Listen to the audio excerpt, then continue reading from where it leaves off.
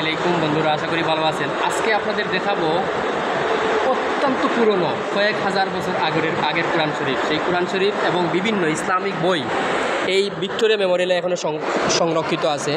প্রথমে আপনারা দেখতে পাচ্ছেন যে পবিত্র কোরআন শরীফ, এটা ভিক্টোরিয়া মেমোরিয়ালে রাখা আছে এখনও। এখন আপনারা যে বইটি দেখতে পাচ্ছেন তা হচ্ছে লোয়াহে জমি।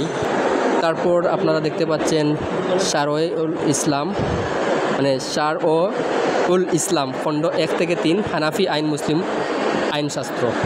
এখন আপনারা যেটা দেখতে পাচ্ছেন এটা হচ্ছে দিওয়ান এ হাফিজ। তারপরেই আছে মানে শহীফা এ কামিলা বা খত এ ওয়ালওয়ান, হজরত আলী রাদিয়াল্লাহু তাআলা ইসলামের চতুর্থ খলিফার প্রার্থনা সমন্বিত, যেটা অত্যন্ত ছোট্ট একটি। তারপরেই আমরা দেখতে পাচ্ছি ভারতের সুলতানদের সংক্ষিপ্ত ইতিহাস মৌজো ও সুলতানি। এই বইটিতে সম্পূর্ণ কিন্তু লিপিবদ্ধ আছে এখনও। এছাড়াও স্বাধীরচিত গুলিস্তান সহ আরও বেশ কয়েকটি পুরানা কীর্তি।